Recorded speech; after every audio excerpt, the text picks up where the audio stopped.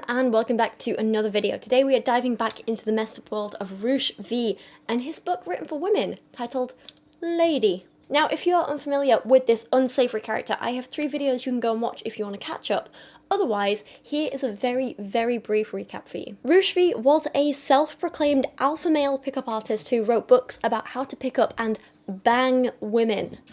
Yeah, quite literally, these were confessions of his and a how-to guide for other men on how to stalk women, manipulate women, abuse women, and yes, even rape women. I am not exaggerating at all. There are literal confessions of rape in his books. At one point, he literally describes continuing to have sex with a woman despite her screaming in pain, and then brags how he ruined sex for her. It's disgusting. If you want to go see that, I think it's in my first video on him, but it's hard to listen to, I warn you. However, over the years, Roosh realised that he couldn't continue making money this way, and instead he found God.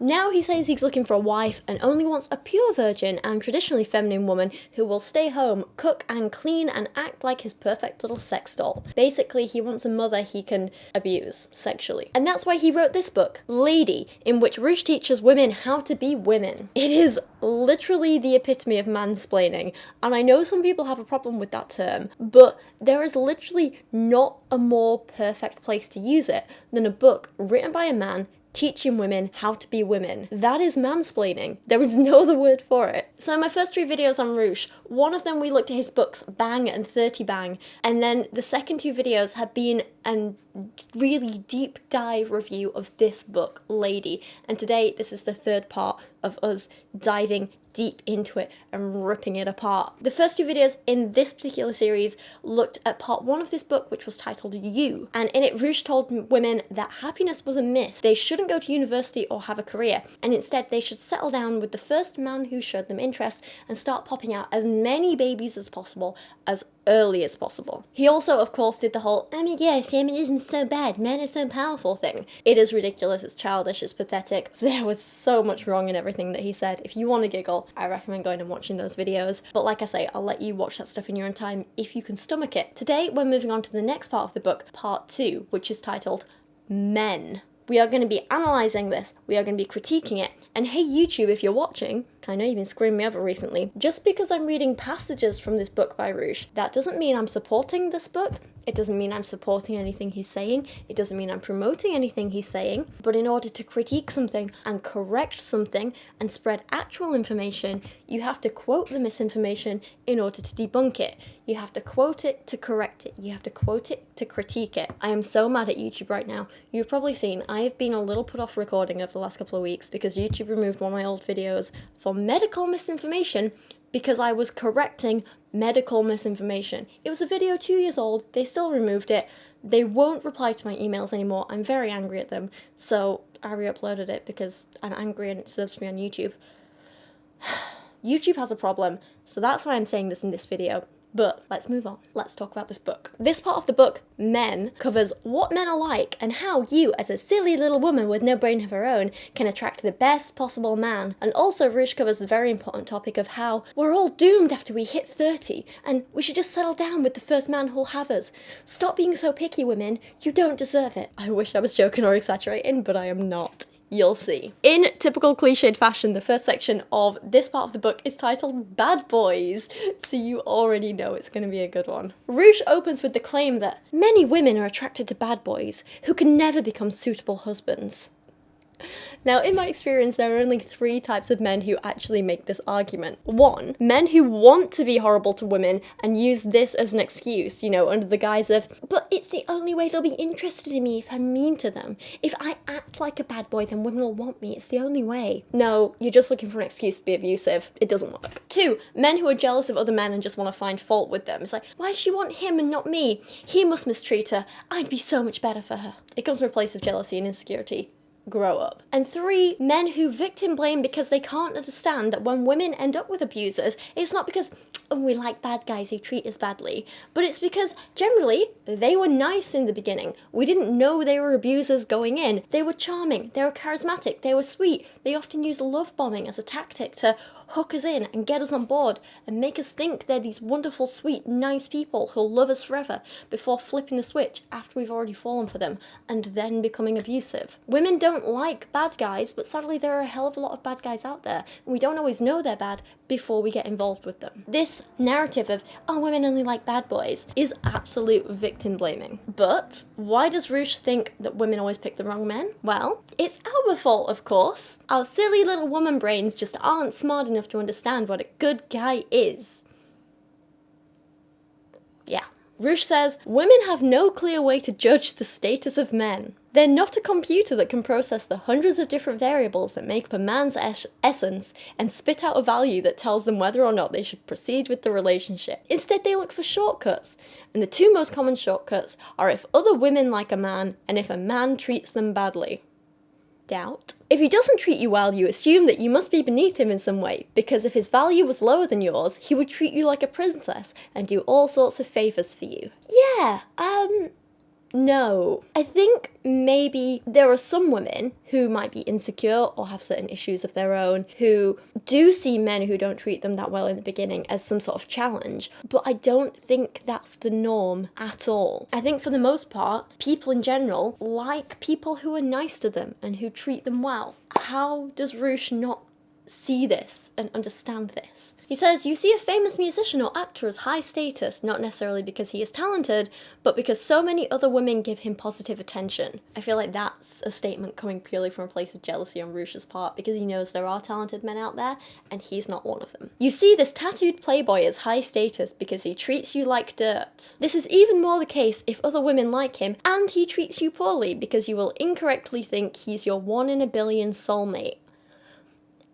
Again, no. I don't know about anyone else, but if a man tells me he has like a bunch of other options and is dating multiple women, or he brags about having multiple women who want him, then that puts me off immediately. I'm like, nah, no thank you, mate. I don't want to be a part of that. Maybe it's my own insecurity speaking there, or maybe I've just got to the point in my life where I have enough self-respect to be like, no, I don't want to be one of your options. I went on a first date with a guy a little while ago who I was super, super excited about, and going into that day, I was like bouncing off the walls. I was so excited and really, really interested in him, and we'd had these amazing conversations before, and I was like, this is gonna be amazing. And then within like the first hour of the date, he basically bragged to me that I wasn't the only date he got from the event where we met, and that he'd already been out with that other girl, and I was like kind of his second option, and I just felt repulsed, and I was like, ugh.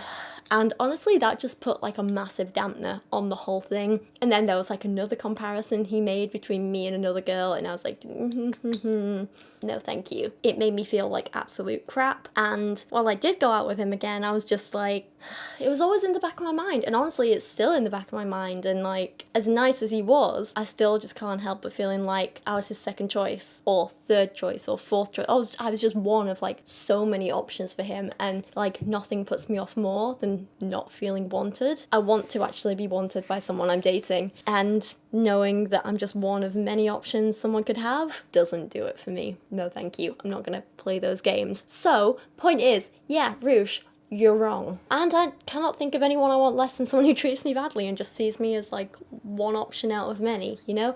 I'm worth more than that, and I encourage everyone else to have that same mindset and attitude. You deserve better. You're worth more than that. You shouldn't just be someone's option. Roosh then tells on himself in the biggest way by saying that because a lot of women didn't actually want him, he used to trick people into thinking they did by, and I quote, staging pictures of myself with hot women, knowing that other women would see them, which enabled me to get more notches.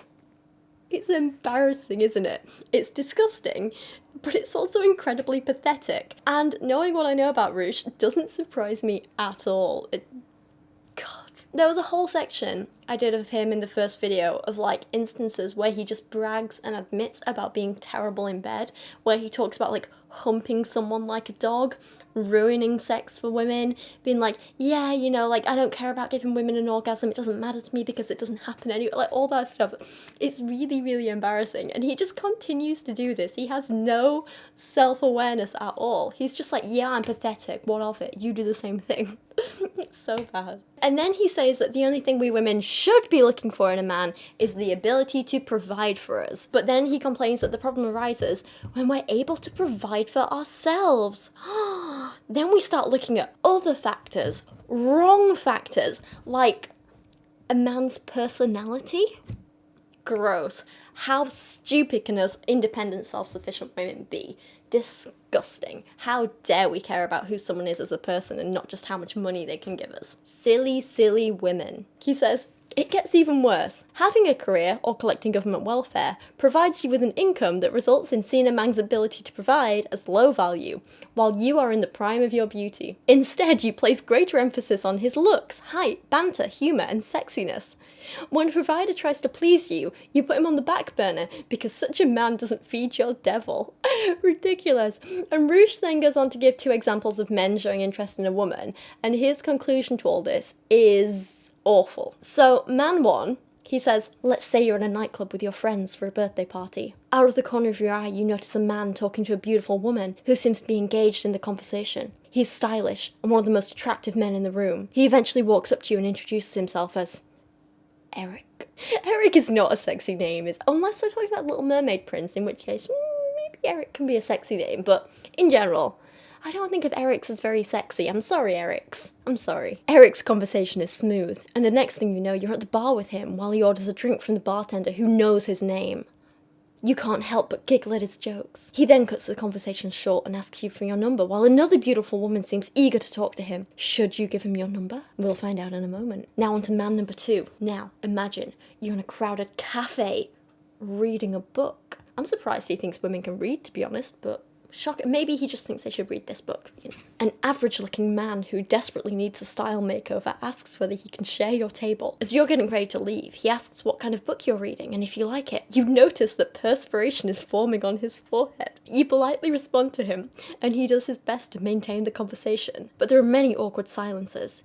He introduces himself as Bobby. You're not immediately attracted to Bobby, but he seems like a nice man with some redeeming qualities and a stable job. He finally asks for your number. Should you give it to him?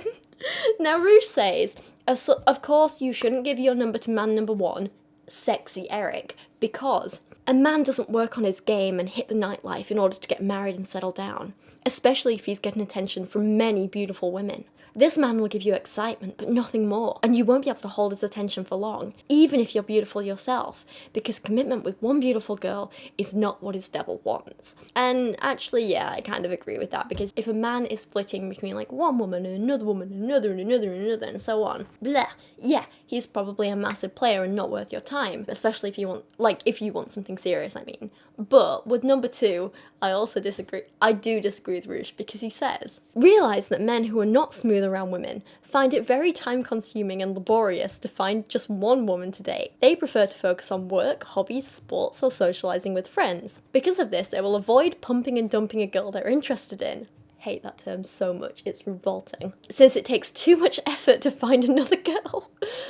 Causing them to focus more on relationships than casual sex. Therefore, Bobby is a far better candidate than Eric to provide and protect. Oh my god.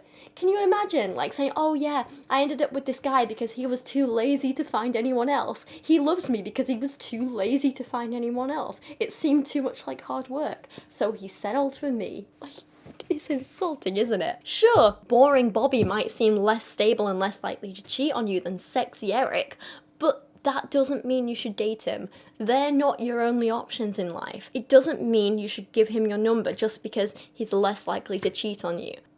Look at everything else in that story, right? You're not attracted to him. Conversation is awkward. He seems like he doesn't have the best personal hygiene. There's nothing to suggest you find him interesting or fun or engaging. Your criteria for dating someone shouldn't just be, well, they're interested in me, less likely to cheat on me, and they seem to settle for me. That is not even the bare minimum. The settling thing is something you should avoid completely, but the rest of it, bare minimum. I always say this, but you are better off alone than with the wrong person, and I will keep saying that and keep encouraging that. You're better off alone than with the wrong person. Someone just putting in the minimum amount of effort isn't worth your time. Someone just scraping by to like, well, he might not cheat on me, doesn't mean he's worth your time. That should be the bare minimum they're offering. It is okay to wait and want someone who likes you and won't cheat on you, and that you're attracted to, and that you find interesting, and you have the same goals and values with, and who supports you, encourages you, and challenges you, and you enjoy being around, and anything else you want. It is okay to have standards and wait. Just because someone isn't that bad and seems interested and probably won't cheat on you doesn't mean you should feel obligated to date them at all. And this goes for men and women and non-binary people. This goes for everyone. You have no obligation to date someone just because, well, they seem nice and stable. Roosh is literally trying to trick women into thinking they have to settle for someone mediocre because if they don't, they'll get hurt and cheated on. It's inevitable, right? In reality, that is not the case. And it is better to wait for someone who is right for you and who you're 100% sure about than just settle for someone who's not that bad. You know, it could be worse. Roosh actually has the audacity to say, "You may argue that Bobby doesn't give you butterflies. There isn't any chemistry. He doesn't have any interesting hobbies. He's not spontaneous enough. He lacks confidence. All these complaints are from your devil, which wants you to find a man who can give you a temporary emotional high. If you insist on chasing emotional highs, it will be impossible for commitment to blossom." No! Wanting to spend your life with someone that you have chemistry with, who you enjoy being around and can share interests with and you're attracted to, is not asking too much at all. Roosh is just a boring, ugly, nasty man who is trying to trick women into settling for someone like him because that's the only way he can do it. No one will actually be interested in him otherwise. He's trying to tell women that this is the best they can do, and he's completely in the wrong. There are so many good men out there who won't cheat on you, who will treat you well, who you will be attracted to, who you will be interested in, and who you will have things in common with. Those men do exist, and it's worth waiting to find them. And the people who are right for you aren't going to be right for everyone else. You need to figure out what's best for you as an individual and them as an individual. It might take a little bit of time and effort to find them, but it's worth it. Roosh goes on to be completely delusional, and he tries to mock critics like me by saying that we just say, "Roosh doesn't know what he's talking about. He's trying to sabotage our efforts. He wants us to have a boring life and his beard is ugly."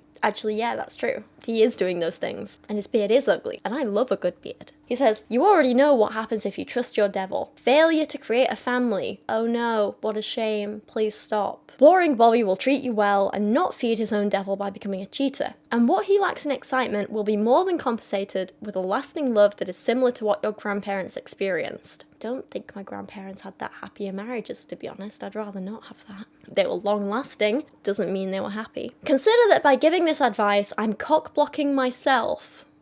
Because the vibe I put out is more exciting than boring."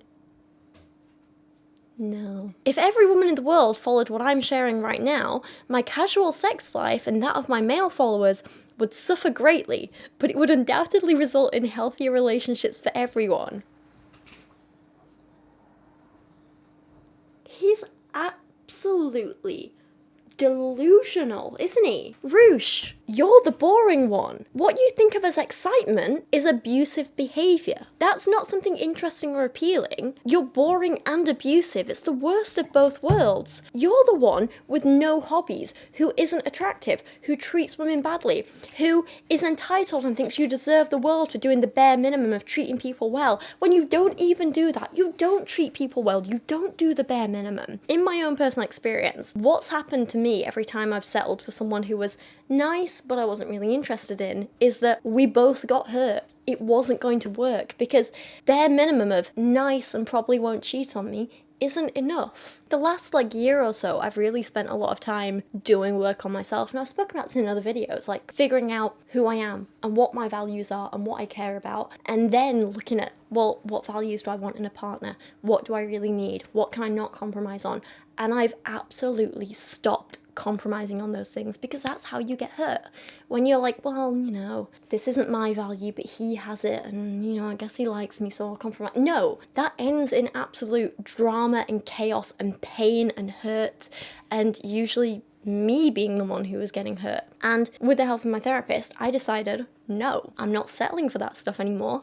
I'm going to do some work, I'm going to find the right person, and eventually I did, and I'm very happy right now. And I found this perfect individual who ticks every box that I came up with my therapist and who I adore. It is possible. It takes time, it takes work, but it's damn possible. Apparently, though, in the words of Roosh, settling for someone boring is what it will take for you to avoid the fate of cat ownership and antidepressant addiction that is becoming the norm for women whose distorted instincts push them into relationships with men who will never commit to them. What Roosh is completely ignoring here is the fact that if you end up with the wrong person who isn't right for you, then you're going to end up miserable and depressed anyway by settling for the wrong person. The only difference is you won't have the opportunity to go out and find the right person after that. It's much better to be a little bit lonely on your own and then have a fulfilled life in other ways than be stuck with the wrong person who stifles you and ruins your life and drags you down in every way, you know? Roosh literally admits that he wants women to stop supporting themselves and be financially reliant on men so they're more likely to settle for worse men. You can't make this stuff up, can you? He says, this is ridiculous, if you're materially comfortable and have been programmed by feminism, you will gravitate towards exciting Eric. If you're in a resource-poor environment and have not been programmed by feminism, you will gravitate towards boring Bobby. When all of your survival needs are being met and the culture is feeding you toxic messages, the switch is flicked for you to go from being attracted to boring Bobby to exciting Eric. By consciously resisting attention from the exciting Erics, you can focus on men who are more likely to provide and protect. So he's literally saying when you don't have the bare minimum, you'll settle for a man who can only provide the bare minimum. But when you can provide for yourself all your basic needs, then you look for more in a partner. And he's somehow saying that's a bad thing. Another problem with having a career is that because of your strong need for material security, it is extremely difficult for you to accept dating a man who makes less money than you. The harder you worked on your career to earn a high income, the fewer men you'll find suitable for marriage. The same principle holds true for women who refuse to date men that are shorter than them. This isn't a problem if a woman is 5'3", but if she is 6'3", her pool of prospective men will be tiny. Women who desire exciting Erics that also earn high income are the most likely to fail at finding a husband. This is written from a point of pure insecurity, isn't it? This is written by a man who knows he has nothing to offer a strong, independent, interesting, successful woman. So instead of putting effort into improving himself, he's like, no, women should do less with their own lives so their standards are lower because they have less going on for themselves so they won't judge me as harshly for not doing as much as them. It's actually pathetic. You know, normally when I make videos like this, I'm very big on critique the ideas and not the people. But in this case, I make an exception, and I'm very, very happy to critique Roosh as a person and an individual because he's a vile, disgusting, misogynistic rapist who abuses and manipulates and physically assaults women, and I'm okay with calling him names. God. He says, strangely enough, the poorer you are, the bigger the pool of men you'll find attractive. I don't think that's necessarily a good thing. The easiest way to drastically hurt your chances of finding a husband is to earn a high income, because you'll subconsciously rule out any man who makes less than you, even if his income is healthy and his character outstanding. Okay, 1, no, because I regularly date men who make less money than me. And 2, there's nothing wrong with having high standards and a smaller dating pool, and wanting to be successful, and wanting to be with someone who is on the same level as you. Aspirations and achievements are not a bad thing for anyone. And when it comes to the dating pool and your options, quality over quantity. I always say this. What is the point of having 50 men interested in you if none of them are right for you? I'd rather have one man who is perfect for me and doesn't restrict me and lets me be who I am and celebrates my achievements than 10 or 50 or 100 average options who I'd just be settling for. One really, really good partner is better than 100 average options that you don't really want, but, well, they're there, I guess. You could settle for them if you had to. All of this, I'm going to keep saying it, is purely Roosh's own insecurities talking. That is all there is to it. There is no other truth to this. And we see even more of this later in the book, when Roosh goes on about how awful strong women are and how no one will ever want them because they're so masculine. And it reads like satire, and I wish it was. But like I say, this all just comes from Roosh's own insecurity. You'll see it throughout this entire thing. So later in this section, Roosh literally says, the first lesson of creating a good impression is don't pretend to be a man. As I've already discussed, men are not naturally attracted to a masculine essence unless they are feminine themselves. So I guess gay, bi, and pansexual men just don't exist, right? Also, I would love to know how Roosh would react to meeting non-binary people. Like, it would just blow his tiny mind, wouldn't it? Ridiculous. He warns, do not try to be confident, outgoing, outspoken, demanding, or argumentative. Do not try to be a leader. If you're in touch with your feminine core, this advice will be easy to follow because it requires conscious effort and decades of training for a woman to consistently exhibit masculine traits. Yeah. No. Some women are just naturally confident or outgoing. It doesn't make them masculine, or it doesn't mean they aren't feminine. And even if a woman does have more, I guess, like masculine traits, or is like masculine presenting or whatever, maybe that's just naturally how they are. People can be like that. It's not a bad thing. It's all good. It's just, this is all just silly to think. And, you know, some people like those traits a lot. Some people love outgoing women, outspoken women, loud women, fun women, confident women, strong women, more masculine presenting women. Some people love that. So bizarre. Roosh says, and again, this comes from a place of pure insecurity. I know I keep saying it, but it's really true. A masculine man values a meek woman who defers to his lead. Honestly, I think if we're talking about like masculine men, a real masculine man wouldn't be intimidated by a strong woman, but maybe that's just my controversial opinion. So he says of masculine men, allow this type of man to hunt you. Let him put in effort at each stage of the interaction. Meeting, conversing, touching, exchanging contact information, setting a date, kissing, sex. While you observe, enjoy, and receive. Only when you see a man you like start to struggle or falter should you come to his aid with a strategic question, glance, or compliment that encourages him. But it's not your job to exhibit confidence or domineering traits to maintain his desire. You will always attract the opposite of the energy you put out. So a confident woman who is in charge is more likely to attract a weak man than a masculine one. I am at such a loss for words. I know plenty of masculine, strong, amazing, wonderful men who have been happy that I've asked them out, or made the first move, or exhibited confidence. I also find it hilarious that he's like, oh, let men hunt, let men be strong, let men do the providing. And then later he cries about how women don't do enough cleaning up after him, and more women need to act like his mother and take care of him. It's pathetic. He's like, I'm such a big, strong man that I need a woman to, like, clean my toilet for me. It's ridiculous. The next section is titled What Men Want, but I prefer the title Roosh reveals himself to be a shallow misogynist who only views women as objects. He says, when a man meets a girl for the first time, he instinctively puts her into one of two boxes. Orgasm or love. But Roosh has never given either to a woman, so... He will put you in the orgasm box if you I mean, that doesn't sound like a bad place to be. He will put you in the orgasm box if you flaunt your sexuality, are flirtatious, or exceedingly comfortable around men, like to consume alcohol or drugs, frequent venues or dating sites where women congregate for sex, or have a reputation that suggests you've been with a lot of men. This type of girl indirectly says, I am comfortable with sex, I am good at it, and I will not make you wait long before you can access my vagina. Of course, Roosh is scared of women who are comfortable with their own sexuality and good in bed because he knows he can never satisfy them. Of course he finds them intimidating. A man places a girl in the love category if she displays shyness, gentleness, grace, meekness, reliability, honesty, elegance, or inexperience. Now, just because Roosh's only options are women who are too naive, vulnerable, or afraid to see him for what he is and stand up to him, that doesn't mean that's what all men want. Not at all. Men, in the comments, let me know what you want in a woman, and if it's what is it? Shy, gentle, graceful, meek, reliable, honest, elegant, inexperienced little mouse. I mean woman. The thing is, like, there's nothing wrong with women who have these traits. Nothing at all. But it's when men like Roosh are like, this is the only thing of value in women, that's when it becomes a problem, you know? He goes on to say some of the most disgusting, objectifying crap about women.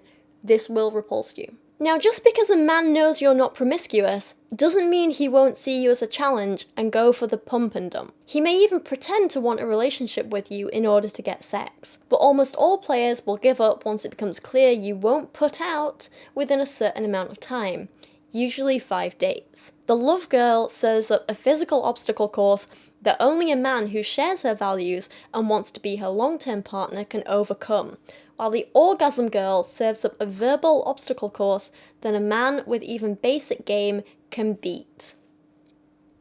Ew. Whenever you have sex before marriage, you're rolling the dice since a man is free to walk away afterwards. Yeah, because women never do the walking away, do they? Women never break up. Women never just want sex. Women never enjoy sex themselves, do they? Well, not with Roosh. Why can't he understand that some women have sex because they want to have sex, not because they see it as a bargaining tool to get a mediocre man to propose marriage and provide nothing to their life? Roosh literally thinks the only thing women ever want in life is to marry a man and get impregnated and be provided for. He thinks that's women's only goal, that's our only motivation. He doesn't realise that sometimes we just want a connection with someone, we want to have fun, we want to be intimate with someone, we want to enjoy sex.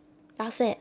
It's like, I think I've spoken about this in videos before, but like men like Roosh are insane because they're the ones saying things like, women want money and a house and like, you know, that's all women want, but I won't let them get any of that for themselves, they have to wait for a man to provide it. It's ridiculous. Like, I saw this film the other week, right, about this man who kidnaps his teenager and he like trapped her in a bunker and he was all like, look at all these things I provided for you, like bed, food, clothes, and it was like, and he was expecting her to be grateful for it. And he's like, look, be grateful, I've given you all these things. And it's like, yeah, because you're not giving her any other choice to get them for herself.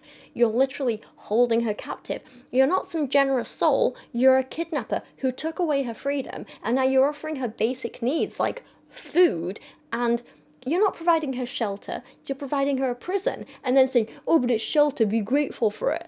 Like, you're acting like you're doing her a favour when you're not. That's how Roosh views marriage, and it's really, really messed up. He says, put a woman in front of us, and we either want sex or love from her. Mostly it's sex, because this is all we may currently want out of life, or we think you're only attractive enough for sex alone.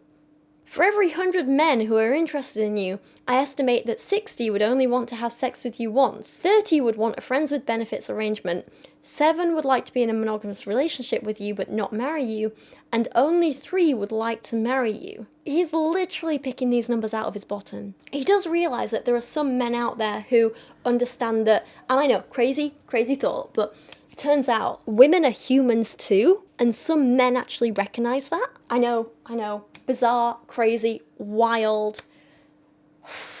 There are some men who actually view us as individuals that they can be friends with, work with, talk to, and so on. Wild, I know. Roosh doesn't understand this because he views women purely as objects, and it's gross. He then has the cheek to say, men have this problem, and it's women's fault for dressing a certain way. He then goes on about how this like view of men seeing women only as sex objects is logical for men, and how it's up to women to look out for this and avoid this and change themselves so men aren't tempted to mistreat them.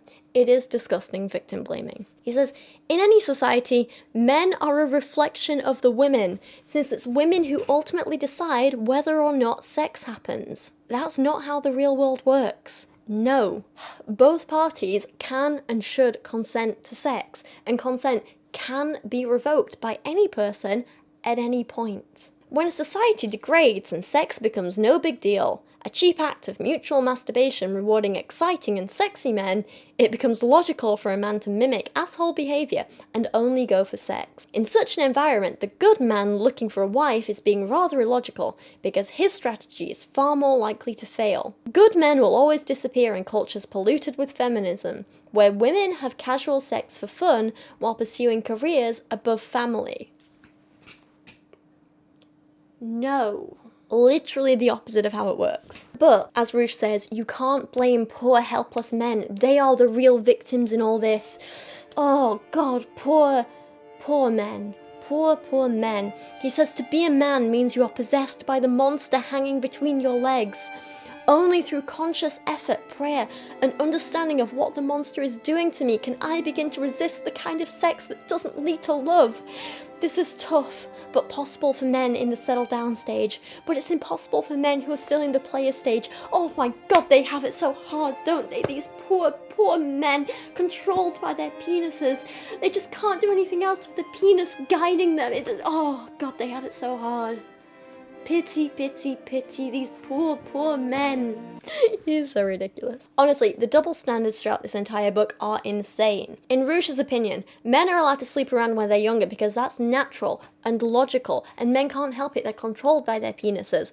And then, when they're ready, men can decide to change and be monogamous whenever they want and settle down if it's what they want. But a woman can never change, never, ever, ever, no. Once a whore, always a whore. If a woman was once promiscuous, or ever had casual sex, then she's always going to do that for the rest of her life. She's definitely going to cheat on you because women be bitches, right? According to Roosh. It is insane. It is ridiculous. He says, since I'm ready to settle down, I can't risk choosing a potential wife who is promiscuous. Men who are interested in creating a family will also train themselves to identify warning signs of promiscuity so they don't risk marrying someone who may cheat on them. There are so many horror stories online about divorce that a man who doesn't properly screen a potential wife will be in for a bumpy ride. Another double standard. Roosh goes on about how men will only settle down with their dream girl, the perfect girl. But when a woman wants to settle down, she needs to just do it with whoever won't cheat on them. Lower your standards, women. You don't deserve your dream man. Here's another example. Roosh tells women, your personality can never substitute for the physical. But earlier he was going on and on about how you should date a man that you're not immediately attracted to because the attraction will grow.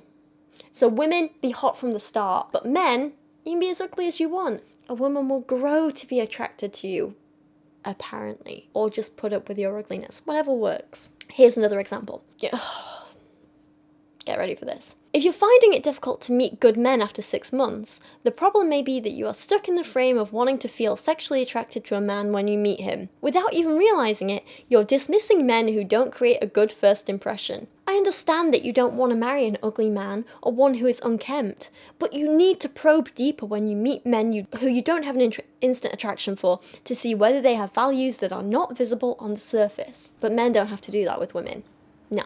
If a man chooses not to commit to you, it's because of 2 reasons. First, he's in his fun stage thanks to his horniness, or the culture is so broken that rationally it's the most suitable stage for him to remain in. Secondly, he could be in his settle down stage, but he doesn't see you as his dream girl. In the latter case, he will choose not to commit to you because he thinks you have a history of promiscuous sex. He doesn't trust you. He doesn't feel an intimate connection with you. He doesn't think you'd make a good wife or mother. He sees you as being too negative. You don't meet his beauty standards, or a number of other reasons he may not even be conscious of. You won't be able to be every man's perfect girl, but there are things about yourself you can change to appeal to a man who is settling down in a way that is healthy for you and makes you feel better about yourself. So to recap, men will only settle down when they find their dream girl, but he has the cheek to say that a woman shouldn't have any standards for anyone they date. Men are often mystified by the complexity and detail of a woman's shopping list for her ideal man. Most of the time, the man they're describing doesn't exist in real life. If your list has more than 3 or 4 qualities, chances are you will fail.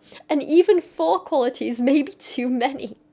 The older you get, the shorter that your list will have to become, to the point where it only contains 1 or 2 qualities. This advice is too dreadful for some women because they don't want to date any lower than they've had in the past. But they must understand that their value in the eyes of men is lower than when they were younger, as unfair as this may be. It's absolute crap. So bad. Oh my god, this man. What is wrong with him? You'll notice we cover even more of these double standards as we go on throughout the rest of this book. You'll notice them crop up again and again and again, so just be aware that they're there and you'll start to recognise them as we go on. The next section is titled Dream Girl, and it's all about how to make yourself attractive to that totally average guy so he'll want you but not be intimidated by you, and how to dull yourself so you think you can't do any better than this mediocre man and settle for less than what you're worth. How helpful. Roosh says, before I give you advice on how to increase your chance of being seen as a man's dream girl, it's important to review the differences between the masculine and the feminine. Oh, you know this is going to be good. The masculine uses aggression, strength, and power to take from the world. A man hunts for animals. He works hard for money, and he pursues women. If a man walks out his front door and takes a long walk, nothing will happen to him. No one will ever present him with an opportunity, and no woman will approach him. Nothing ever happens unless he makes it happen. This has to be a joke, right? I have seen no evidence of Roosh ever working hard a day in his life. Maybe this means he's not a real man. I mean, he's not, is he? Let's be honest. And he definitely doesn't hunt for animals, does he? And if he does, I bet it's just like him stalking some like defenseless deer with a gun like a monster for fun. Like, I'm sorry, but like, this is absolute crap. Hunting for your food, and like, this isn't what being masculine is all about. Traits like aggression and hunting aren't things that the average hetero or bisexual woman find attractive anymore. Like, Roosh is delusional about himself and the world around him. It's an absolute joke. I don't have the energy for it. He's an idiot. He says, the feminine uses beauty and vulnerability to receive from the world. She is a worm on a fish hook that attracts the masculine who wants to conquer her, take her, protect her, and keep her as his own. Well, that's terrifying. I don't want to be a passive worm. I don't want to be on a fish hook. I don't want to be bait. I don't want a man to conquer me or keep me as his own. That is literally my worst nightmare. If that's what being feminine is, I don't want to be feminine. Luckily, that's not what being feminine is, but there you go. If you walk out your front door and take a long walk, something may happen. Right? This is what we've been saying. A man or several men may try to start conversations with you, especially if you dress in an appealing manner. Again, this is true. Women are often approached and harassed when we don't want to be. I don't think Roosh realizes this isn't a good thing, though. Your goal should be to maximize your femininity to the point where the masculine wants to come into your world and take you. Use your beauty and feminine grace as the bait for a big fish to come and take a bite. No. Stop it. Once a man optimizes his value, the best way for him to meet a girl is through constant action. Once a woman optimizes her value, particularly her beauty, the best way for her to meet a man is through inaction, by allowing the masculine to come into the feminine. Again, no. Oh my god, this is so bad. The biggest complaint I receive from men is that modern women don't have anything to offer apart from their vaginas. Spoken by a man who has nothing to offer a woman, including his penis. In the past, a woman would be this is vile. Absolutely vile. In the past, a woman would be trained by her mother on how to please and serve men, or even attend finishing school. But today she is educated only so she can have a career and make money, which doesn't enhance her bait. Sadly, most women have no idea how to please a man beyond sex, so their vagina is the main course of the meal they serve to a man, instead of being the dessert. It gets worse. A man who meets you will initially see you in terms of your vagina, but every minute he spends with you should prove to him that you offer so much more value beyond it. Vile. You have to know the 5 things a man wants from a woman. They're part of a hierarchy. Once a woman satisfies a man's first need, he will seek to satisfy the need above it, and so on. Also known as not Maslow's hierarchy of misogynistic needs. Here's another example where you'll see a lot of double standards at play here, right? The first need, unsurprisingly, is sex, or the upcoming prospect of sex, with a physically attractive woman. If you do not meet this need, it matters little what other bait is on your hook. A man must see you as pretty or beautiful, or have a strong desire to have sex with you, and this desire must be completely sated as the relationship deepens into marriage. Or he may be motivated to seek out another woman. But as we learned earlier, it doesn't matter if a man's attractive to a woman, right? It doesn't even matter if a man has good hygiene or is clean. A woman should just put up with that and deal with it, right? She should settle for him anyway, because he might have hidden debts. It doesn't matter if she's not attracted to him, but it matters if a woman's attractive. Double standard, gross. A man's second need is centered on intimacy, friendship, and companionship. That seems fair enough, right? That's pretty normal. I can agree with that, right? Except no. Roosh has to ruin it, because it's not about finding a woman whose company you enjoy, who's fun to be around, who's interesting, who's intelligent or exciting or challenges you. Instead, Roosh says, simply put, a man wants a woman he can spend time with in a way that reduces his stress. You're doing the opposite if you're demanding, flaky, unreliable, moody, or challenging. The third need, follows directly on from this. A man's third need is a woman who makes his life easier or better. The best way you can meet this need is by doing household chores or other tasks so that your man can pursue his work or hobbies. My last girlfriend, helped me by doing my laundry, making my coffee, and cooking meals, which allowed me to finish my work earlier and spend more time with her in the evening. 1, I don't believe this woman ever existed. And 2, he doesn't want a partner. He wants a mother and a cleaner. He is an absolute child who can't take care of himself. Since women demand so much of a man's time, if my girlfriend or wife doesn't take care of some of my chores or tasks, the relationship will put me in a hurried state and increase my tension. The simplest way to help your man is to dedicate at least 10% of your time you spend together towards cleaning for him, preparing meals, or doing other chores. No. So you don't realise that women have to do this in their own lives as well? Like, yeah, when you spend time with someone, when you're socialising, that takes you away from your own home and doing your own chores and stuff, right? That's a part of life. That's the sacrifice you make with socialising. But he wants a woman to spend her socialising time cleaning for him and then come home and have less time to do her own cleaning and cooking and housework. So she'll be hurried. He doesn't care that it's more burden on her. He's just like, well, I want someone to clean my toilet, so get a woman to do it, right? Pathetic. Little man-child. Be less of a time sink by creating the illusion that having you in his life saves him time. If we spend 6 hours together, and you spend at least one of those hours cooking, cleaning, or shopping for me, you will take a load off my back and decrease my stress. If you also satisfy my need for sex, I'm well on my way to seeing you as a dream girl who's worth a commitment. This has to be a joke. How is this not a joke? How is this book still being sold and published? Ignore the feminist complaint that cooking and cleaning for a man is fulfilling the role left by his absent mother, particularly when you consider that a man's role of providing and protecting, which women innately crave, is what your father did, or what you wanted him to do. There's a definite overlap between a mother and wife and a father and husband, and this has been a fact of nature for millennia, but the roles are not identical. Yeah, no. In my family, my dad was the one who cooked and took care of me as a kid, and my mum was the one who worked. And as an adult, I take care of myself. I'm not looking to be a mother to anyone except maybe my little Kubi bear. I'm not looking to take care of someone else, and I'm not looking to have money or a home provided for me. I do that for myself. Roosh has absolutely no shame, does he? He literally, spends half this book being like, yeah, I'm a child who can't take care of myself, and I expect a woman to do everything for me. What's the problem? She won't clean my toilet for me. She won't clean my kitchen. She won't cook for me because I keep burning toast myself. He's a little child, and he has no shame. No shame. It's disgusting. I'll say this, and I've always said this, and I'll keep saying this. I don't care if you as a woman, or anyone for that matter, want to have a super successful, time-consuming career, or you want to have a nice work-life balance, or you want to focus on your family and home.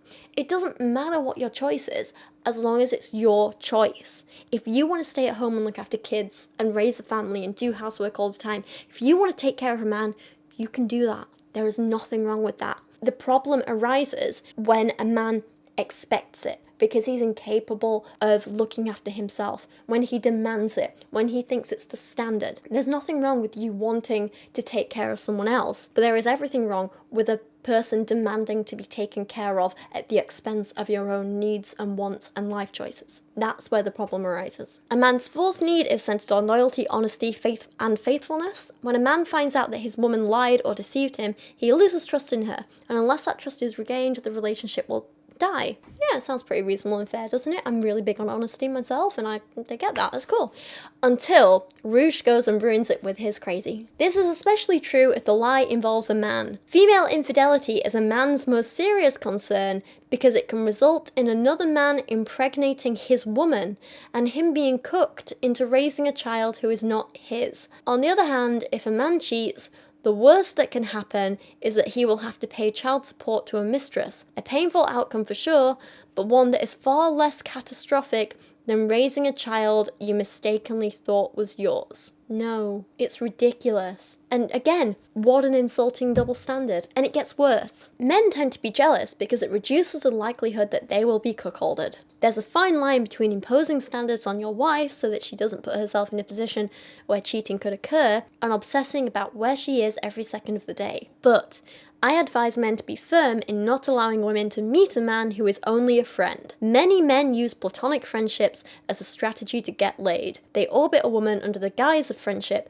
and strike when they sense an opportunity. Unless the orbiter is obviously a sodomite, I do not permit my woman to go have one-on-one encounters with with other men. Oh look, that casual homophobia from his first books is back. I guess some vile things never change. But again, this is incredibly controlling, this is ridiculous, and he's saying like, many men use platonic friendships as a strategy to get laid, blah blah. They talk about the guise of friendship, they talk about men manipulating women, faking friendships so they can get sex out of them. That is a disgusting behaviour from those men. But Roosh puts all the blame on the women. It's ridiculous. Like, oh, a man might manipulate you, so I'm not going to allow you to have any friends. I'm going to control you because a man might do this. Again, disgusting, victim blaming, controlling, abusive, gross. If a couple is serious about their relationship, they should avoid being alone with someone of the opposite sex, especially at venues where alcohol is served. But even coffee meetings should be avoided. The problem with permitting an innocent daytime coffee, for example, is that a woman may break the spirit of her commitment by scheduling it at a time that pushes the date into the evening, or by meeting a man she suspects has a romantic interest in her. Whatever rules you and your man decide on, understand that he may spend an inordinate amount of time testing your faithfulness, and if he doesn't, it's because he is hopelessly naive or you're a good woman who is not giving him any cause to worry. None of this sounds healthy. None of it. Roosh is clearly such an insecure little man, but I can understand why he as an individual is intimidated by a woman he's dating getting coffee with a friend, because in this case, it might make her realise how awful and dehumanising Roosh's treatment of her is. So I get why he needs to control women to keep them around, but it's still wrong. Any relationship that involves testing faithfulness is not a healthy one at all. And I say this as someone who has a genuinely hard time trusting people, and I do struggle with it, and it's really hard to like open up to people and stuff like, but if you have to test your partner, that is not healthy. That is not good. Even with all my issues, I don't go around testing people. It's just wrong. There's so much hypocrisy when Roosh says things like, more diabolical is when a woman tries to reduce the time a man spends with his friends or family to make him more dependent on her. Are we forgetting you just spent the last few paragraphs talking about how you need to stop your girlfriend from spending any time with her friends? And for our next double standard, we discuss lying. He says, honesty is also essential when it comes to telling your man how many sexual partners you've had. If you tell a man that you've been with, say, 5 men in your life, and he later finds out there were other men you didn't mention, it is fair grounds for him to dump you, because such a lie erodes trust in the relationship and causes him to question the other things you've said or done. I completely agree with not lying. I think that's fine. But I think when it comes to things like number of sexual partners, information like this is not necessary in a relationship. I know I'd rather not know specifics like that with my partners. I think that's fine. And I've spoken about this, I think it was in the sex education video, the Pam Stenzel one. I was like, all the information you really need to know and give is, when was your last STD test? What were the results? Have you been with anyone since? What contraception are you using? That's it. That's all you need to know. Anything else is irrelevant. Stuff like this is like, oh, I need to know how many partners my girlfriends are. Like, it comes from insecurity. It absolutely 100% comes from insecurity. So, lying is bad according to Roosh, unless you're a man, in which case he says it's okay because what you will be tempted to do, and which I sometimes do, is lie by omission. When I first meet a girl, I do not tell her that I'm the writer of more than a dozen X-rated sex guides. Experience has taught me that a girl will have trouble accepting this until she has developed strong feelings for me. So, without lying, I simply leave it out and vaguely state I have an internet business. A man's fifth and final need is to be accepted as he is. We want a woman who swallows whole both our strengths and our flaws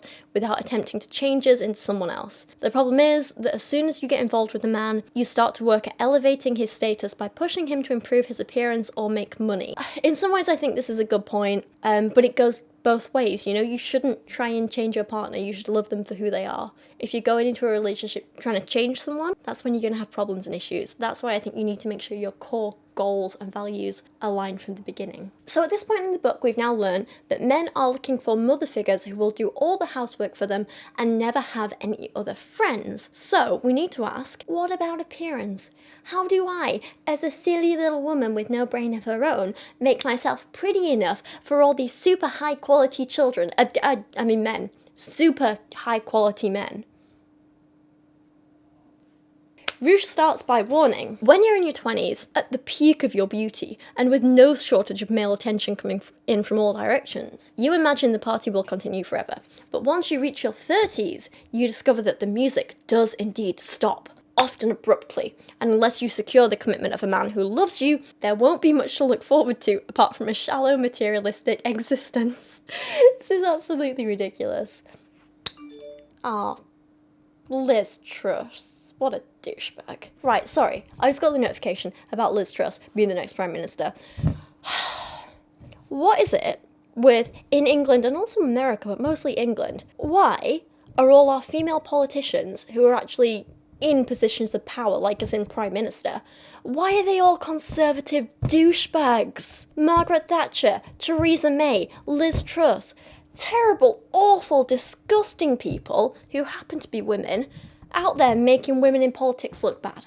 Hate it. Hate it. Ugh. Give us a few more Caroline Lucases, you know? I take someone nice like her, please. Sorry, rant. Got the notification. Anyway, okay, so the idea that after 30 you can only be happy if you're already married is an absolute ridiculous joke. It is untrue.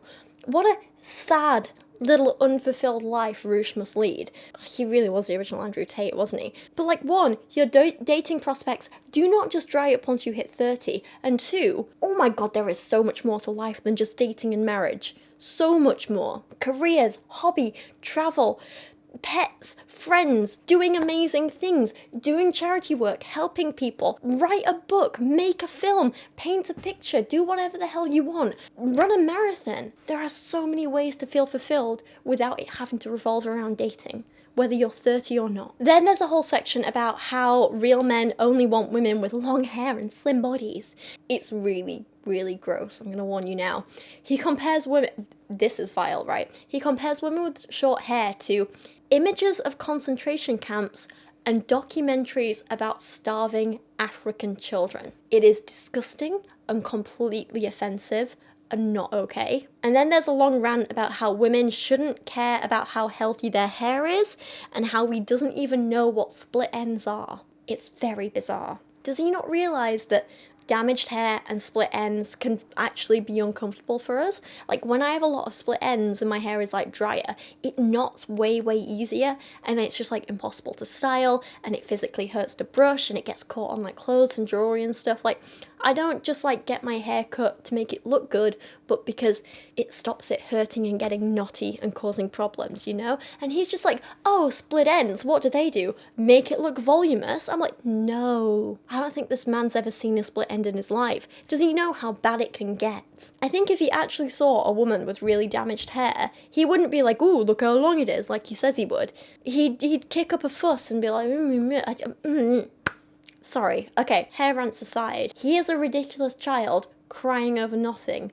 Women, men, non-binary people, style your hair however the hell you want. If you want to cut it all off, you do that. If you want to have it long and down to your bum, you do that. Simple as that. If you want to have healthy hair, you get healthy hair. If you don't care about your hair being damaged or whatever, then do it. That's fine. It's up to you. Your choice. Ignore Roosh. I don't buy the excuse that long hair is too hot or hard to take care of. Attracting top-shelf men does require some sacrifice on your part, and if you consider how much time and effort you've already invested into your education and career, making a fraction of that sacrifice to enhance your appearance is a small price to pay once you consider the benefits you will receive. He's an idiot. Now, I will admit, I love my hair. I really do. With the pink and the length and the everything, like, I'm in a place where I'm really happy with it. I love it. And I do spend time dyeing my own hair. Like last night, I sat on the floor for like 2 hours and dyed this, hence the slight stains on my skin. It will go, it's fine. A couple of days. Like I say, I do invest time and effort into my hair and making sure it's healthy and looked after, and the colour's nice and styling it and stuff. I do invest time so I can see where he's coming from, because it does make me feel good. It does give me confidence. It makes me feel like myself. But it is no comparison to the time and effort I put into my education and my career. This is far more rewarding than this. It's not even comparable, is it? is ridiculous. And then there's a boring and offensive and probably somewhat dangerous section about how we all need to lose weight, and then he gives specific instructions on how to do that. Don't read it, please. It is pathetic, it is wrong, it's gross. And at the same time, he's like, oh, so you cut down on eating and you do this, but don't go to the gym too much, because men don't like women who are muscular. Again, pure insecurity, because he probably just doesn't want a woman who's stronger than him physically, emotionally, anyway, you know? And if you're someone who happens to enjoy food, then Roosh says, stop it. He says, look for pleasure in healthier relationships with men instead of from food or other substances. How about no? Let people enjoy what they want to enjoy. Screw you, Roosh. Moving on a little bit, and we get Roosh talking about how women need to wait to be approached by men. Never make the first move. Never ask a man out. None of that. But he says we need to feel sorry for men because understand that it's not easy for a man to initiate a conversation with you. He's taking a risk that may lead to public humiliation. So if he's the type of man you want to get to know, don't insult, attack, or test him for trivial reasons. God, poor men, they have it so hard, don't they?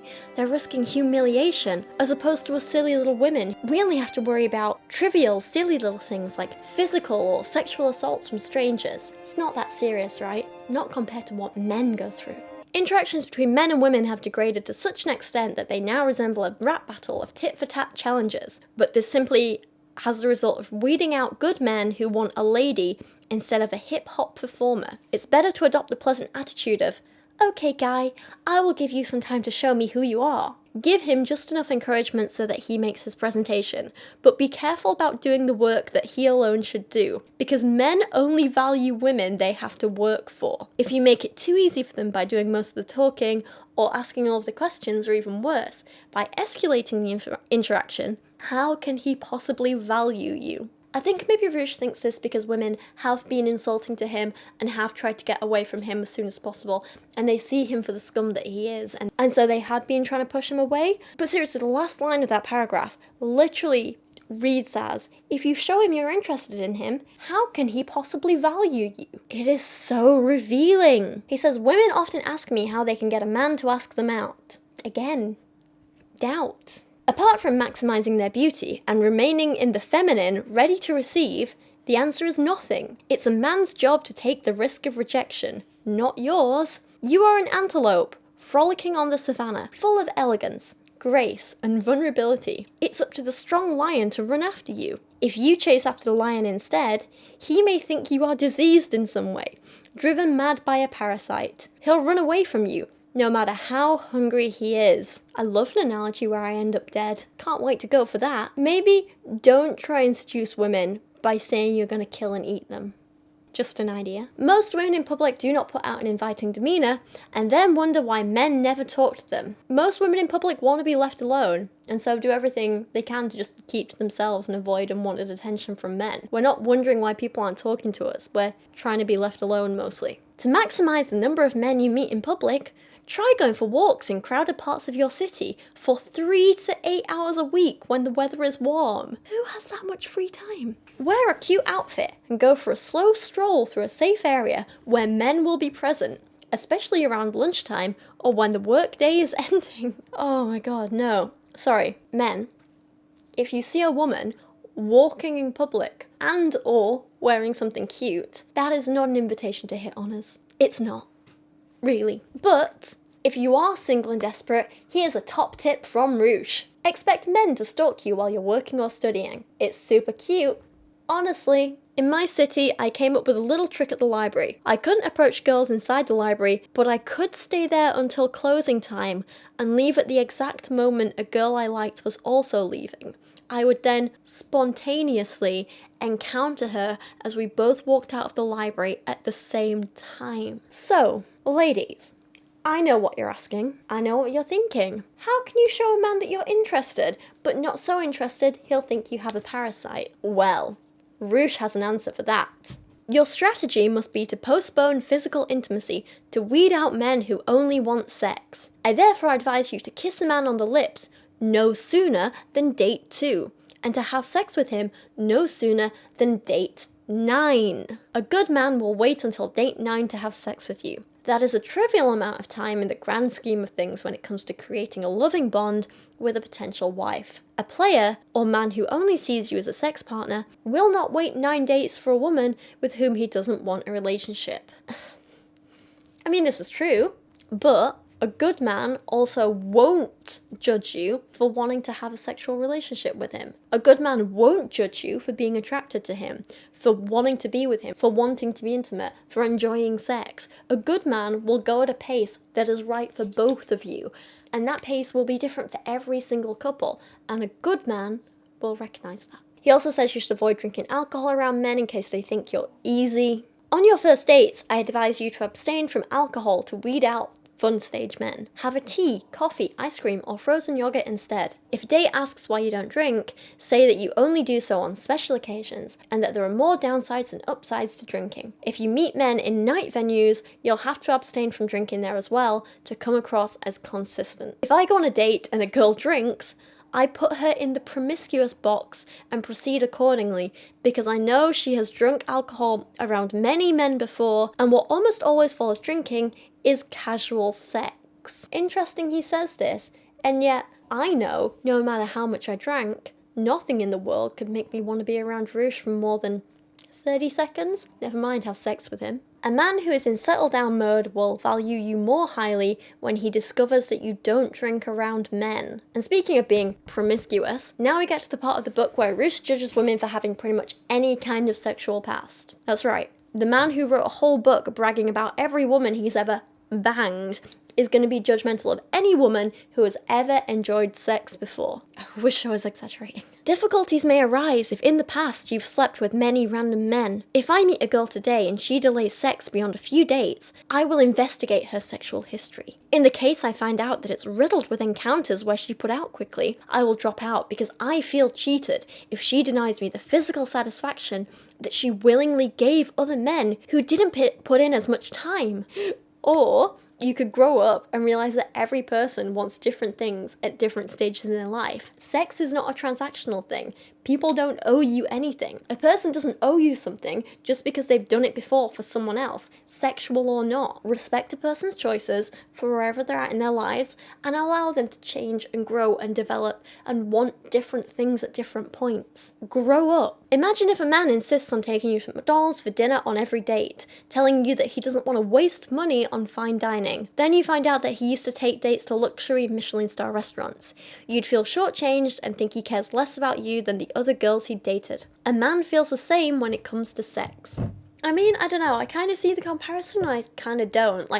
If a man said to me that he didn't want to waste money on spending time with me, then I might be annoyed, but only because he thinks spending time with me and spending money on spending time with me is a waste. Or if he outright said he didn't think I was worth as much as other people, then yeah, I would be upset. If he was like, I'm willing to spend money on her, but not on you, I'd be upset. If he was like, I'm willing to spend time with her, but not on you, I'd be upset. I think that's fair. But if a man just said to me, yeah, I used to have money and did this stuff, but now I can't afford it, it's not an issue. Or if a man just said, yeah, today I fancy McDonald's, not upset. It's not an issue, that's not a bad thing. People's wants and needs and abilities change over time, and that's absolutely okay. If a man has taken a date to an expensive restaurant before, and now he just doesn't fancy those restaurants anymore, he doesn't want to go there, or he can't afford to go there, and he'll take me somewhere else, it's fine, it's not an issue. But if he still wants to go there, and still can afford to, but thinks I'm not worth it like someone else was, then yeah, that's an insult.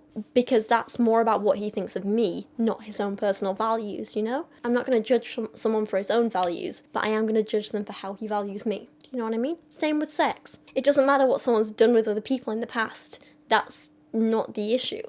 It's how they value me now, how they value themselves. You know, that's what's important. That's what I think Roosh misses. And he says about women who've had a number of previous sexual partners, and this is gross, the more mistakes you've made, the more likely you will lose a good man. Just like how I've lost girls because of my public sexual history. But this isn't comparable at all. And not because it's a gender thing, because of a consent thing. An adult having a number of consensual sexual partners in the past is one thing, and shouldn't be a problem, and it's fine, whatever, cool, you do your thing. But Roosh has manipulated, assaulted, raped, and used women before, and bragged about it in numerous books, and blog posts and podcasts and God knows what else. I think he deserves to have women walk away from him, and in fact I encourage it. A woman walking away from Roosh because of his sexual history is very different from Roosh walking away from women because they've had consensual sex in the past. They are not comparable at all. Roosh literally calls having previous sexual partners mistakes. It's not. A woman enjoying sex is not a mistake. He says, what's great about delaying sex for a long time is that you have nothing to be ashamed of when a man asks you about your sexual history. I think if you've had consensual sex with people at any point in your past, that's nothing to be ashamed of anyway. I'm not ashamed of anything in my past. I've never followed Roosh's 9-date rule. I'm not ashamed of anything. When you offer a man fast sex and don't make him invest in you first, he will like you for sex and nothing else. This problem can easily be avoided by waiting 9 dates before engaging in any kind of sexual activity. No, the issue here is with the men, not the women. The women shouldn't need to change because some men are douchebags. If a man loses interest in you, or doesn't respect you, or doesn't see you as fully human because you're attracted to him and want to enjoy sex with him, then the problem is with him and not you. You don't need to change anything. He's the one in the wrong there. There's no point in changing to suit his judgmental ways, because he's still going to be judgmental. And you're better off without that in your life. Plus, Roosh never considers this possibility that this could happen the other way around too.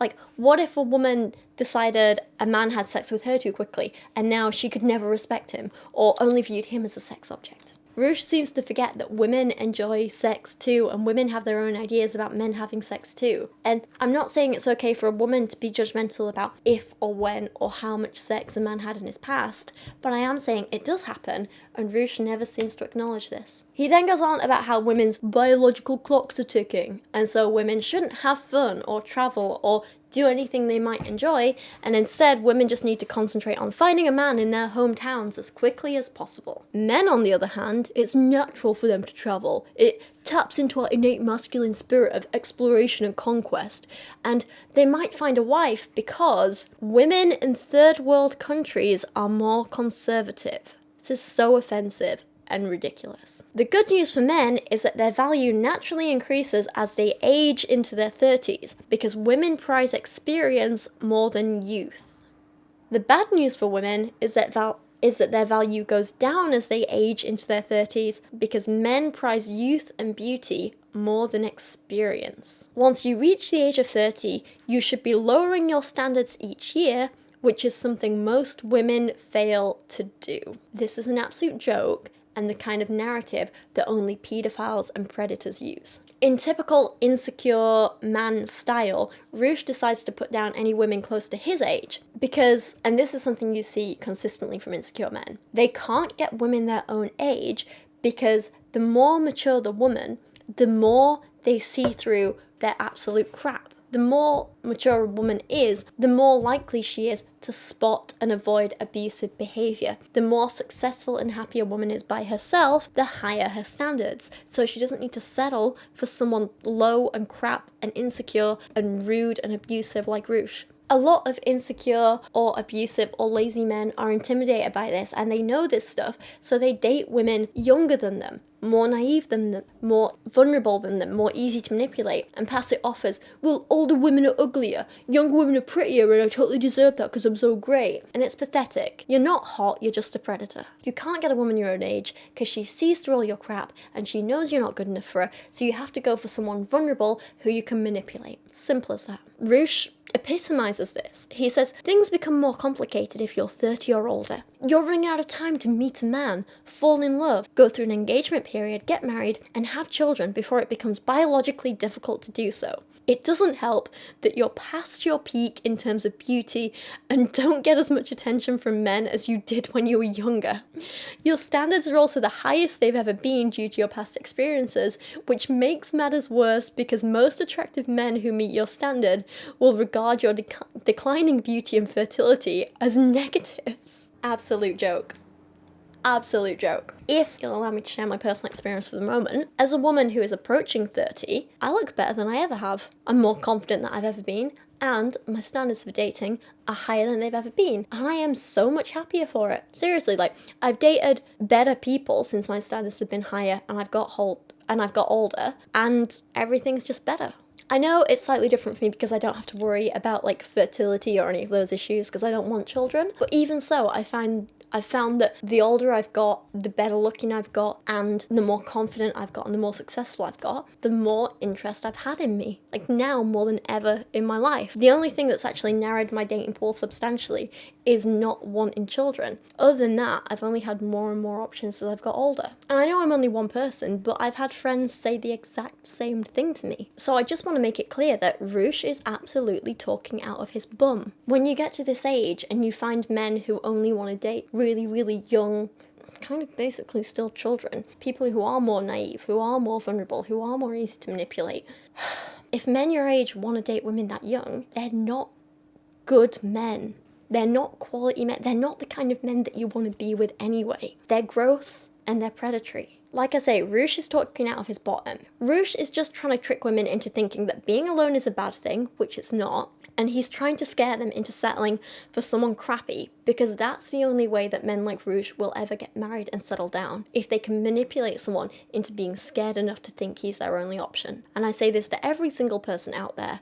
You can do better than Roosh. I don't care who you are, what you've been through, what you look like, what your education is, where you live, what you've done with your life. You can do better than Roosh. Do not settle for him. I hope he never gets married. I hope he never procreates. I hope he never settles down and finds someone who he can manipulate. He doesn't deserve it. He is an abuser. No one deserves to be with him. You all deserve better. Roosh says if you're over 30, you must lower your standards substantially to a level you once would have regarded as insane. Nah, you really don't. That laundry list of qualities a man should have, burn it. At this point, you should be solely seeking a man with good values. This means you will have to try out men who are of below average appearance and have a personality that is borderline weird. You must immediately pass on more attractive men who are clearly in their fun stage and only want to have sex with you. Place sexual attraction on the back burner. Yeah, no, don't do any of this.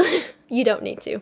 I've said it before and I'll say it again. You're better off being happy alone than settling for the wrong person. Don't be with someone you're not attracted to out of fear. None of that. Secondly, you should focus on men who are at least 5 years older than you, preferably closer to 10. Again, he's trying to scare women into settling for him. That's all this is. The reason is that an older man will greatly value you as a younger, fresher, and more fertile catch. It's also more likely that these men will be in their settle down stage since they can hear their own biological clock ticking. Contrary to what mainstream culture says, most normal men love younger women. You should use this to your advantage. The last thing a woman wants to hear is that she should lower her standards and date a man who is potentially unattractive. But if you're single and over 30, you don't have many other options. Trust me, you have many, many, many other options. So many options. Date someone who's a good match for you. That's it. That's all you need to find. Can you imagine how angry Roosh would be if he knew I was approaching 30 and dating someone a whole 18 months younger than me? Not 10 years older than me, 18 months younger. Disgusting, disgraceful. I know, I am stealing him away from all those little 17-year-olds he should be going after. I'm a terrible person. And how shocked would Roosh be if he knew I haven't had to compromise on a single thing. Not a single value, not a single trait. We didn't wait 9 dates, and he's completely committed to me. And, crazy as this is, he loves me for more than just my uterus. Wild, I know, we have shared interests. He constantly supports my career and successes. He openly discusses his feelings with me and communicates with me like an adult. And he's literally the opposite of what Roosh thinks men want in women. He's the opposite of what he thinks women my age should be going for. Roosh would cry. He would cry. But I actually sent him a list of all the stuff that Roosh said in this video, in this book, and I told him Roosh's ideas. I said like, hey, this is what he says I should be dating, this is what he says you should be looking for, this sort of thing. I was like, do you have a quote I can use in my video? And he said, very sincerely, I'm so sorry to be taking you away from what sounds like such a lovely relationship with an elderly man who treats you as equal parts mother, object, baby machine. You must really feel like you're missing out on so much sexual, educational, and professional shame. I am. Where's my 40-year-old man who just wants to impregnate me? Where is he? I'm suffering here, suffering so much. He said, I guess Roosh in all his wisdom simply knows better than we do. I thought we were in a perfect relationship, filled with respect and attraction, and never with kids, a relationship between equals who chose one another for our personalities, intelligence, kindness, sense of humour, shared values, mutual interests, talents, individual successes. I could go on, but apparently none of this means anything. Apparently happiness simply isn't the way. I can't believe we got it so wrong. We're now forced to either split up or put up with a relationship doomed with love and joy. How gross. How unlucky we both are. And he's right. He's right. We're so miserable being happy together. So miserable. Also, Roosh, I asked him out. He is pretty amazing, but Roosh disagrees. Apparently, I am making the biggest mistake there is, or at least I'm close to it, as I'm still only 29 for now, remember? But he says, the biggest mistake I see women older than 30 make is dating younger men. These pairings have an extremely high failure rate because it's virtually guaranteed that younger guys are in their fun stage and looking to have sex with a mature woman. So I guess I have like 6 months until I'm dumped at this point. Yeah, Roosh, have you ever thought? 3 things. 1, maybe those women also find it fun and just want to have some fun. 2, sometimes people just click with each other. And 3, you're really not one to speak about relationships, are you? Considering that you're a rapist who's never dated anyone for at most a couple of months before she realizes what a dangerous, abusive rapist you are and leaves you. Just saying. Again, he only ever says this stuff and he's trying to put down women in their 30s because he thinks he can play on people's insecurities and wear them down into submission, and it's really pathetic. He's trying to scare women into settling because it's the only way men like him will ever get a woman. I said it before, I'll say it again, keep saying it. And that's where this part of the book ends. Part 3, the final section of this book, is titled Relationships, and we'll be taking a deep dive into that in the next part of this video series. If you'd like to see that and more content from me, then it would be great if you want to subscribe to my channel. Please leave a like on this video, leave a comment for some engagement, share the video around if you find it interesting. I would love to hear your thoughts on this down in the comments below. But for now, thank you for watching. Thank you for letting me rant to you. I know it's a bit of a long one, but thank you for sitting through it. Well done if you made it to the end. Me and Coobs appreciate you a lot. She's snoring in the bathroom at the minute. You might be able to hear it like echoing throughout the house in the background of this video. If you have, sorry. But again, it's quite warm. She likes sleeping in the bathroom when it's warm because the tiles on her tummy cool her down. She's very cute. I love my little bean so much. But anyway, enough Kyra talk. Thank you for watching today. I appreciate you guys a lot, and I'll see you again really soon. Bye.